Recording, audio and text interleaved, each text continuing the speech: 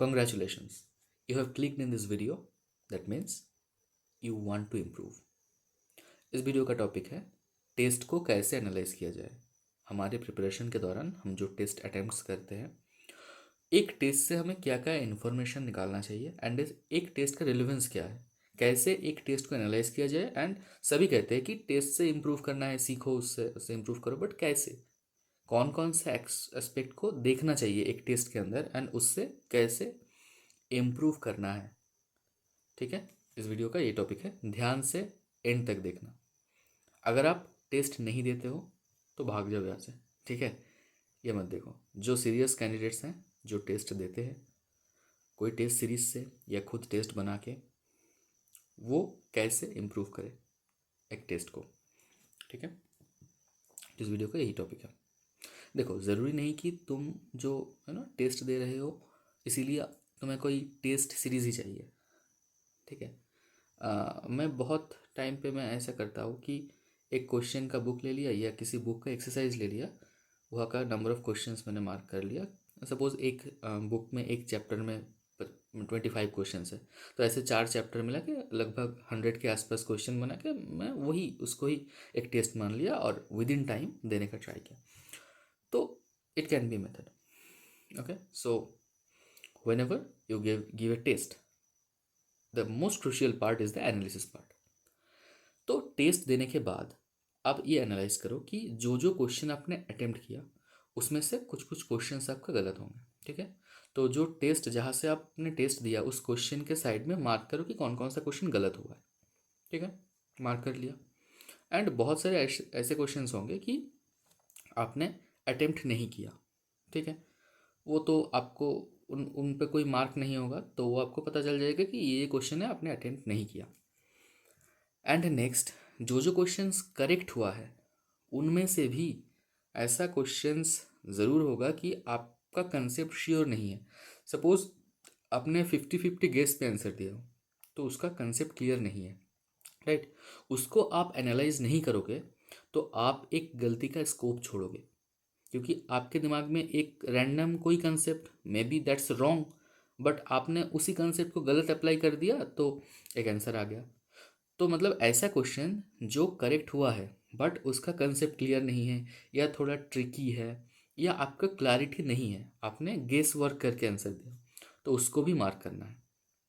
अब आपके पास पूरा जो टेस्ट है उस टेस्ट में से 30-40 क्वेश्चंस ऐसे हो जाएंगे, राइट, जो कि प्रॉब्लमेटिक है।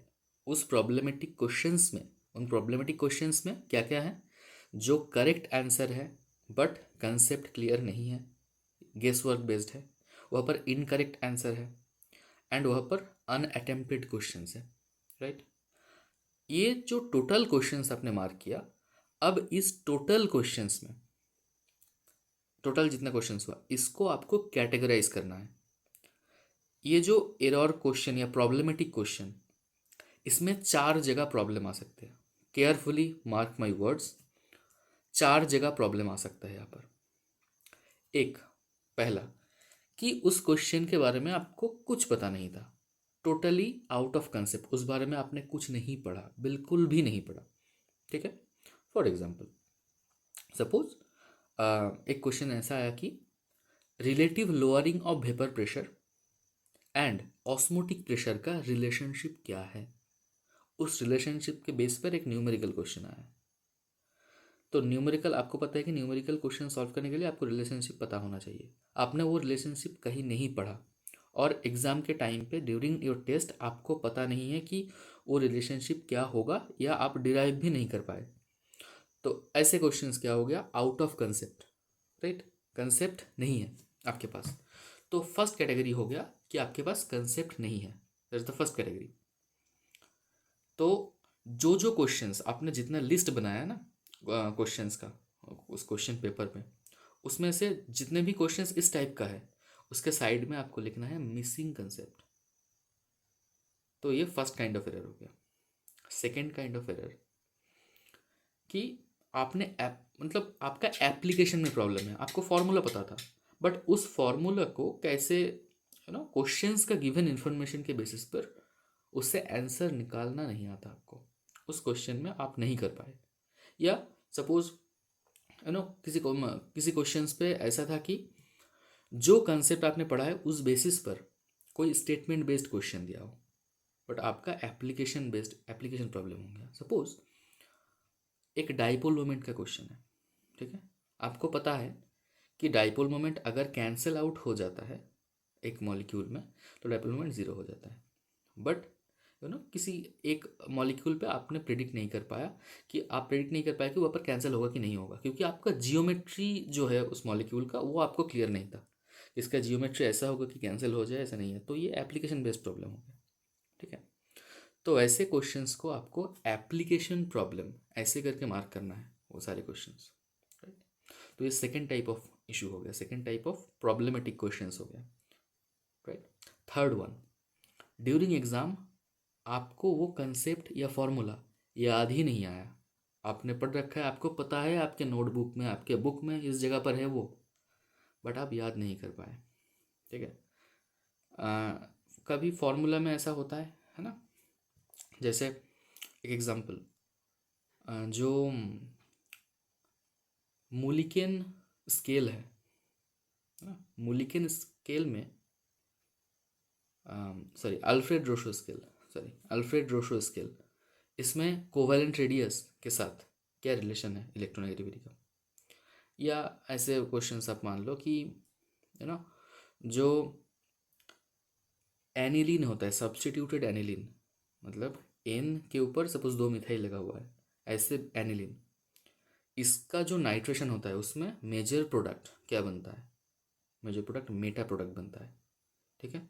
ये आपको अगर याद नहीं है तो नहीं हो पाएगा, ठीक है, क्योंकि इसमें कंसेप्ट, इसका रीज़न भी है, बट आपको पता होना चाहिए कि what ever that's ortho para directing group, but यहाँ पर मेटा प्रोडक्ट मेजर बनता है। तो ये आपका मेमोरी बेस्ड प्रॉब्लम होगा, क्योंकि आपको पता ही नहीं, सॉरी मतलब आपको पता था, आपको याद नहीं है, सब आपने पढ़ा था बट ये याद नहीं है। और भी न्यूमेरिकल्स में हम प्लस माइनस प्रॉब्लम कर देते हैं ना, तो वैसे प्रॉब्लम्स हो गए मेमोरी बेस्ड, आपको फार्मूला याद नहीं है। थर्ड कैटेगरी, वो सारे क्वेश्चंस पे आपने क्या लिखा कि मेमोरी बेस्ड प्रॉब्लम। सपोज और एक एग्जांपल मैं देता हूँ, काप्पा जो है कॉन्डक्टेंस में आप पढ़ते हो, कप्पा का कॉन्सेंट्रेशन के साथ क्या रिलेशन है, तो आपको सपोज वो याद नहीं है, मतलब कॉन्सेंट्रेशन बढ़ाने पर कप्पा सेम रहता है या बढ़ता है या कम होता है, क्या है।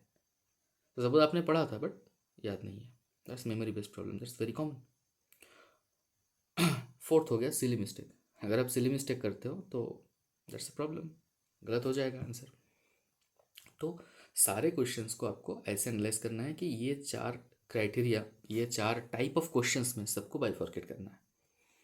अब मैं बता रहा हूँ हर एक का सोल्यूशन कैसे सॉल्व करना है। जो आपका कंसेप्चुअल प्रॉब्लम है, अब ये जो 4 प्रॉब्लम मैंने बताया ना, इसमें 1 to 4, first type of problem to fourth type of problem, less severe to more severe है, ठीक है। सबसे खतरनाक कोई इशू है तो सिली मिस्टेक वाला ही है, ठीक है, क्योंकि वो आपका सिलेक्शन उड़ा ले जाएगा, वो अकेला है इशू। अगर अब वहाँ मतलब आप उस पर काम नहीं करोगे तो अकेला इट्स इनफ कि आपको लिस्ट से बाहर कर दे। माइंडेड की जो फर्स्ट वाला प्रॉब्लम है वहाँ से आपको सिलेक्शन नहीं रुकता, बट आपने नीचे सेकंड, थर्ड एंड फोर्थ इसमें काम नहीं किया तो you are out of the box. तो कैसे इन चारों प्रॉब्लम को एनालाइज किया जाए। फर्स्ट प्रॉब्लम जो है कंसेप्ट मिसिंग। कंसेप्ट मिसिंग क्यों होगा, इसीलिए होगा कि आपने जो सोर्स फॉलो किया है that was not sufficient, right. Suppose आपने किसी कोचिंग का लेक्चर देखा हो या किसी बुक को प्राइमरी सोर्स आपने मान रखा हो, तो वो सफिशिएंट नहीं है, तो उसके लिए आपको क्या करना है, और एक सोर्स फॉलो करना है। किसी भी एक स्टैंडर्ड बुक मान लो, सपोज आपने एक स्टैंडर्ड बुक अपना कोर सोर्स माना है, तो और एक अच्छे स्टैंडर्ड बुक को सेकेंडरी सोर्स मान लो, ठीक है। उस चैप्टर का प्राइमरी नोट तो आपने बना ही रखा था, है ना, प्राइमरी कोर सोर्स। तो जब आप दूसरा कोई सोर्स फॉलो करेगा वो पढ़ने में आपको ज़्यादा टाइम नहीं लगेगा, ठीक है। और उसमें से जो जो नया इन्फॉर्मेशन आएगा आप वो ऐड कर लो उसमें, आपका कंटेंट और भी रिच हो गया, है ना। तो ऐसे मिसिंग कंसेप्ट वाला प्रॉब्लम को टैकल किया जाता है। सेकंड क्या था, सेकंड था आपका application based problem. Application problems में क्या करना चाहिए आपको, बहुत अच्छा क्वेश्चन सॉल्व करना चाहिए। बहुत अच्छा क्वेश्चन इन द सेंस आपका एग्ज़ाम का जो लेवल है, ठीक है, उस एग्ज़ाम का एंड उससे एसोसिएटेड जो भी एग्ज़ाम्स हैं उस लेवल का, और जो जो एग्ज़ाम्स हैं उन सब का previous year, that should be your primary source of quality questions. आपका सपोज जो एग्ज़ाम आप दे रहे हो उसमें 35 चैप्टर्स है, आपका प्राइमरी गोल होगा कि 35 चैप्टर्स का उसी एग्ज़ाम का प्रीवियस ईयर क्वेश्चन एक भी नहीं छूटना चाहिए। ऐसा बिल्कुल मत करना कि एक चैप्टर का आपने प्रीवियस ईयर कर लिया, फिर दो और अलग किसी बुक का, किसी कोचिंग का क्वेश्चन पेपर, डीपीपी, ये सब सॉल्व कर रहे हो, and at the end of the day total जितना भी चैप्टर्स है जो एग्ज़ाम में आएंगे उन सब का प्रीवियस ईयर आपने नहीं किया, क्योंकि आप ज़्यादा टाइम लगाओगे एक पे तो छूट ही जाएगा ना। ऐसा बिल्कुल मत करना, सबका प्रीवियस ईयर हो जाएगा, उसके बाद किसी एक में और डीप जाना है। एंड और डीप कहाँ जाना है, not a coaching institution note, it should be related exams, उसका प्रीवियस ईयर। समझ आ गया? वो भी ख़त्म हो जाए सबका, फिर बुक्स का क्वेश्चन, डीपीपी, कोचिंग का क्वेश्चन, ये सब। Okay, I hope you got it.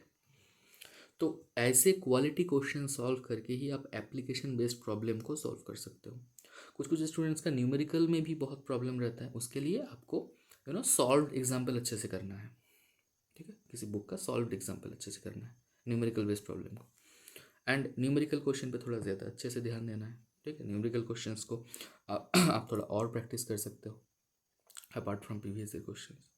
Got it? Third type of problem जो कि है, sorry, okay, third type of problem जो है वो है मेमोरी बेस्ड प्रॉब्लम। तो मेमोरी बेस्ड प्रॉब्लम को आप कैसे सॉल्व करोगे? एंड ये मेरा भी बहुत बड़ा एक प्रॉब्लम है कि फॉर्मूला याद नहीं रहता, ठीक है। तो इसको दो तीन तरीके हैं इसको सॉल्व करने का। कैसे? दो तीन तरीका क्या है सॉल्व करने का? एक तो जो जो फॉर्मूला आपको याद नहीं रहता, एक अलग से नोटबुक बनाओ, छोटा सा एक नोटबुक। मेरे पास एक नोटबुक है, मैं दिखा रहा हूँ आपको। ये एक नोटबुक है जहाँ पर ऐसे फॉर्मूलास है, ऐसे कंसेप्ट है जो मैं अक्सर भूल जाता हूँ। सपोज मुझे बॉन्ड लैंड इक्वेशन याद नहीं रहता, for example bond land equation थोड़ा बड़ा साइज का है, वो याद नहीं रहता, तो यहाँ पर मेरा है वो। एंड बॉन्ड लैंड इक्वेशन पे जो लैंड फैक्टर का वैल्यू है, वो कौन से नोबेल गैस के लिए कितना वैल्यू है, वो याद नहीं रहता, तो ये नोटबुक पे है। तो अलग से एक नोटबुक बनाओ जो कि आप जो जो चीज़ याद नहीं रहता वो सब उसमें डालो, ठीक है। एंड उसको याद करने की कोशिश करो। कुछ नहीं आता तो यू नो उसको एक्टिव रिकॉलिंग भी बोलते हैं, वो याद करने की कोशिश करो। ये फॉर्मूला क्या था, इसमें प्लस था कि माइनस था, आर इन्वर्सली प्रोपोर्शनल था या आर स्क्वायर की इन्वर्सली प्रोपोर्शनल था, ऐसे करके याद करने की कोशिश करो। जितना आप ऐसे याद करने की कोशिश करोगे तो जब एग्ज़ाम के टाइम होगा उस टाइम पे आपको याद आएगा। एंड एक बात बहुत अच्छे से ध्यान रखना कि अगर एग्ज़ाम के टाइम पे कोई फार्मूला याद नहीं आया या कोई कंसेप्ट याद नहीं आया, डजेंट मैटर आपने वो पढ़ा है नहीं पढ़ा है, डजेंट मैटर, क्योंकि you are equivalent to that person who have not started that at all, right. तो याद आना ज़रूरी है, याद नहीं आया मतलब आपको नहीं आता, भूल जाओ, ठीक है। तो एक हो गया ये अलग से बनाओ, एक्टिव रिकॉलिंग करो। और एक हो सके तो एक टेबुलर फॉर्म में, मतलब एक छोटा सा पेपर में, मेरे दीवार पे दिख रहा होगा आपको, यहाँ पर ये है, ये है, ये सारे फार्मूले जो याद नहीं रहता, तो वो छोटा छोटा करके दीवार पे चिपकाओ एंड उसको देखते रहो। एंड सिर्फ देखना नहीं है, उसको देख के फिर याद करना है। हमारे पेरेंट्स हमें बोलते हैं कि लिख के प्रैक्टिस करो, आप फॉर्मूला लिखो, ठीक है, वो भी एक तरीके का रिकॉलिंग प्रोसेस ही है, ठीक है। तो ये आपको देखना है, ऐसे आप मेमोरी बेस्ड प्रॉब्लम को सॉल्व कर सकते हैं। ये आपको करना है, ज़्यादातर लोग नहीं करेंगे, मैं बता रहा हूँ आपको। जो जितने लोग भी यूट्यूब चैनल पे यूट्यूब स्क्रॉल करते टाइम ये वीडियो जिन लोगों के सामने आया, 99% लोग इस मतलब उन्होंने इस वीडियो को क्लिक नहीं किया। जितने लोग क्लिक किया वो एंड तक देखेंगे नहीं, जो लोग एंड पे देखेंगे 99% लोग फॉलो नहीं करेंगे, आई नो इट। एंड जो फॉलो करेंगे दैट्स देयर बेनिफिट, ओके। इसमें तेरा घाटा, right. Fourth type of problem silly mistake. Silly mistake क्यों होता है? मोस्टली टाइम प्रेशर की वजह से। एग्ज़ाम के टाइम पे जो टाइम प्रेशर है, टाइम लिमिट है, उसमें हमें बहुत जल्दी जल्दी सोचना होता है, क्वेश्चन जल्दी पढ़ के आंसर करना होता है, OMR शीट पे मार्क करना होता है या कंप्यूटर पे क्लिक करना होता है। That's a time taking process. And हमें आदत नहीं होता है मेमोरी को इतने जल्दी इतने अच्छे से फंक्शन करने का, क्योंकि जब हम प्रैक्टिस करते हैं हम सोचते हैं कि हमारे पास बहुत टाइम है, ठीक है। तो प्रैक्टिस टाइम पे हम टाइम का प्रेशर हमारे पास नहीं होता, तो धीरे धीरे करते ब्रेन अच्छे से प्रोसेस करता है सब इन्फॉर्मेशंस को। सिलेमिस्टिक कम होता है जब हम प्रैक्टिस करते हैं, but during test that's the time pressure. इसको आप कैसे कम कर सकते हो? जो आपका एग्ज़ाम टाइम है, सपोज 3 घंटे का आपका पेपर है, तो अगर 3 घंटे का में जितना क्वेश्चंस आता है उतना क्वेश्चंस लेके आप बैठ रहे हो टेस्ट देने, तो उससे थोड़ा कम टाइम रखो, ठीक है। 30 मिनट्स कम कर दो टाइम लिमिट, तो आपको आदत हो जाएगा कम टाइम में सॉल्व करने का। एंड डू दैट रिपीटेडली, ठीक है। क्योंकि एग्ज़ाम टाइम में बहुत एक्स्ट्रा टाइम जाएगा, क्योंकि ड्यूरिंग एग्ज़ाम प्रोसेस क्या होता है कि कहीं पे फिंगरप्रिंट लेने आएंगे, कहीं पे साइन करने के लिए आएंगे, तो इससे टाइम जाता है। ड्यूरिंग एग्ज़ाम यही होगा, हाँ, है ना। एक फॉर्म एक टाइम पे लाएंगे कि आपको साइन करना है, कहीं पे फिंगरप्रिंट लगाना है, एंड कहीं पे ID card verification, admit card verification, ये सब चलता रहेगा। तो इसमें टाइम जाता है, आपका प्रॉपर टाइम जितना एग्ज़ाम टाइम है वो प्रॉपर नहीं मिल पाता है। तो इट्स बेटर कि आप कम टाइम में प्रैक्टिस करो, at least 30 minutes lesser than your exam time. तो ऐसे आप ये चारों टाइप का जो प्रॉब्लम है ये सॉल्व कर सकते हो, and that's the best process to analyse your test. Best of luck, thank you.